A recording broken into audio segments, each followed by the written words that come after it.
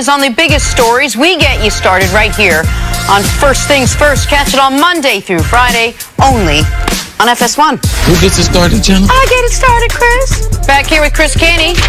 Joe Flacco is headed to Denver in return for what's reported to be a fourth-round pick. The former Super Bowl MVP's deal goes through 2021, but has no guaranteed money left. So John Elway bringing in yet another quarterback in what has become a carousel of mediocrity at the position. Chris Caney, what do you make of this trade for Denver?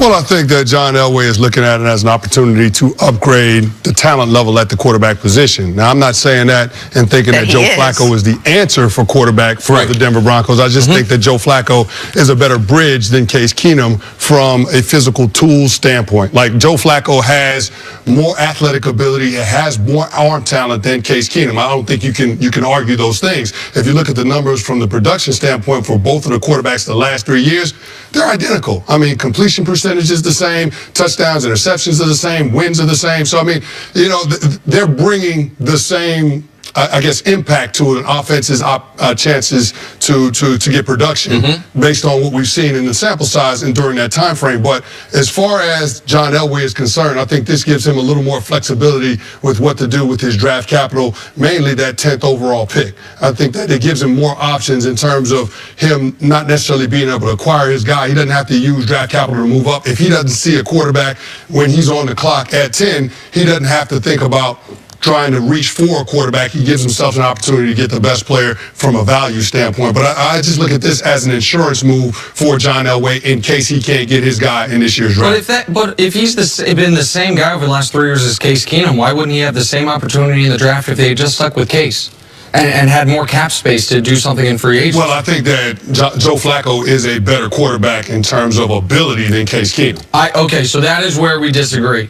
And even if they're close, the money, the Denver Broncos, okay, but it's not, because you're adding, because Case Keenum, if he was the only quarterback on the Broncos, his cap hit was going to be $21 million. Yes, right. They bring it, but now that he's not going to be on the Broncos, his cap hit still is $10 million. It's a $10 million in dead money. Yes. Flacco comes in at $18.5. So you're $28.5 million on your cap for one quarterback on your roster. You're going to have a backup. That's going to put you at $30 million. The Denver Broncos will have more money assigned against the cap to the quarterback position than every team in the league except for the New Orleans Saints. That is franchise and cap mismanagement. On the bright side, they're getting the guy who over the last 5 years has been the worst quarterback in football. I mean, just show us the numbers. Joe Flacco is dead last in everything among starting quarterbacks. On the left is the playoff run. They got him his contract. On the right is everything since. 6.5 yards per pass, that's dead last in the NFL. Touchdown interception ratio, dead last in the NFL. Passer rating, dead last in the NFL. How you can justify this, but here's my other question. Why do you have to trade for him? Was there some big market of teams just frothing at the mouth to have a $19 million salary for Joe Flacco this year? Why can you not wait until the Ravens cut him, which they were going to do, not give up a pick, and get him for cheaper than I think there was belief around the league that you were going to be able to get some type of pick for him. That's how you can get in February, that's how you can get a fourth rounder. I mean, all these teams are on the phone talking. There was rumors that Flacco, there was potential. Is he going to go to Jacksonville? Were they going to try to rent him? Other people were interested in Flacco. And if you want him, you want his arm talent, because there is no comparison in throwing the football. If it's a throwing contest between Joe Flacco and Case Keenum, I need Flacco. Now, obviously, they're going to put better weapons around him, because for me, Flacco hasn't been supported like other quarterbacks as far as the wide receivers, developing a tight end. They didn't do those things in Baltimore that typically they do. So if you have an argument for one or the other, I can only argue,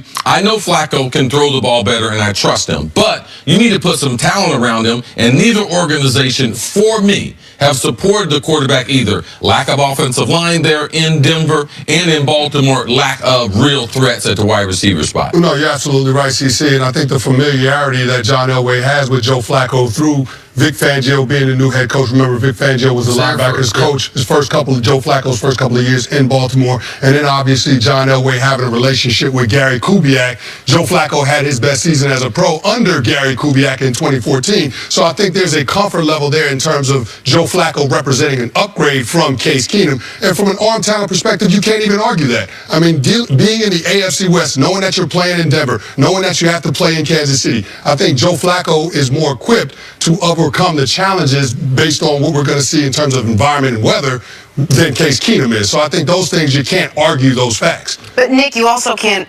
dismiss the irony that the guy who played the position better than so many people, John Elway, can't seem to hit and lock in on a franchise quarterback. No, but he's very consistent in tall players, and we shouldn't discount that. I keep hearing about Joe Flacco's big arm, and I know that he passes the Josh Allen challenge with flying colors. Throw the ball 75 yards in the air.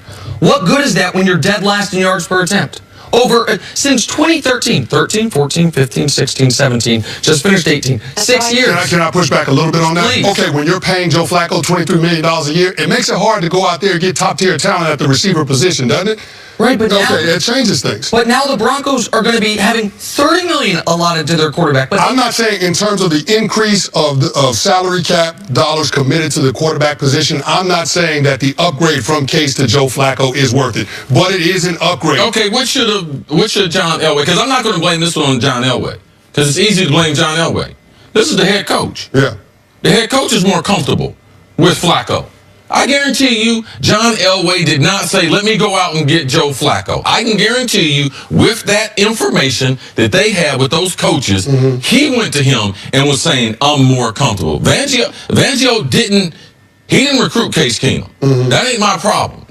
John Elway brought him here. So I just believe in looking at quarterback, knowing they weren't going to be in the market for a quarterback with that 10 spot. The coach, because you have to look at the coach on this one, because he does have history with Flacco. Yeah, I think that, listen, Joe Flacco, I think he'll do a serviceable job out there in Denver, but I believe John Elway knows that Joe Flacco ain't the answer for him at the quarterback position. He's not. And in terms of the amount of dollars that Joe Flacco is going to cost him over the next couple of seasons, it's right in line with the bottom of what we've seen. No, it's not. It's $20 million a year. Okay, Blake Bortles got paid $18 million a year. And we think that was a terrible decision. He's terrible, but that's what quarterbacks are getting now. No, that's the economics of the quarterback position. That's what you're seeing. What did Sam Bradford get last offseason? And it was a terrible decision. Okay, but that's what they're getting. We can't bring up, look at this awful contract the Jags did, and say, well, so this one is not. It's what you call a precedent. $18 million. It's what you call a precedent. Case Keenum got $18 million a year by John Elway. Hold on a second.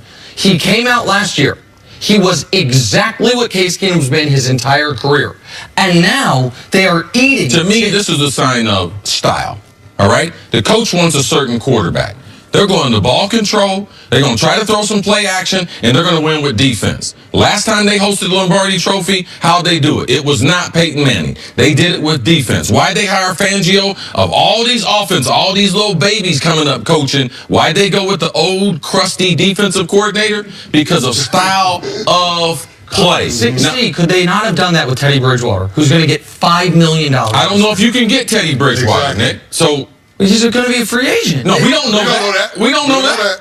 Hold on. We do know that. You think that Sean Payton traded a third-round pick to the Jets for a we don't know that they're not going to sign him before free agency? We know he's not going to be franchise tagged. I should say we know that if he wants to be a free agent, he's going to be a free agent, is my point. Like that, they can't franchise tag him. No, I'm not saying they're going to franchise him, but we don't know that Sean Payton didn't make that move with Teddy Bridgewater in mind as the successor for Drew Brees. We don't know that. Okay. All right. All right. We'll see. Listen, maybe Flacco, after 6 years of being the worst quarterback in the NFL, is going to be better in Denver. And maybe it's going to be worth it. Maybe we're going to look at it and say, you know what? The team that is the second most capital. But let's just blame it on the coach. Well, but I can't just blame it on the coach when the coach is a defensive coach that, yes, he has a track record with him, but Elway, this also fits the Elway profile of I want a tall, prototype quarterback. A new coach hired in Denver. Denver has supported their coaches, man, like very few organizations. They have been in competition for championships for 50 years. It's not just by accident. All right? That coach, a defensive-minded coach with a history with the quarterback, let's just get it right.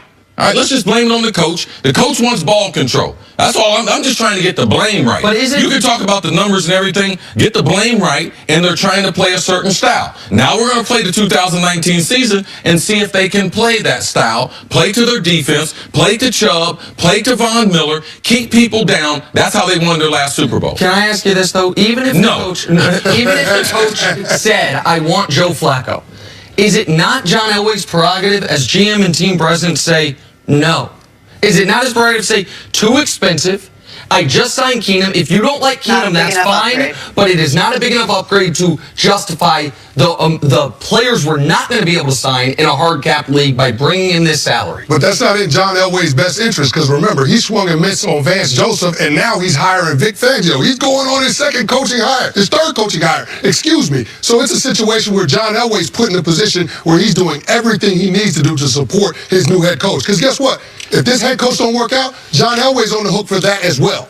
We have to take a break. As much as I don't want to, I want this conversation to keep going. Thanks for hanging with us, Chris Canny. It was fun. We'll talk to the commercial break. Coming up is the next... Oh, that's sweet. I appreciate it. Now you're our favorite guest again.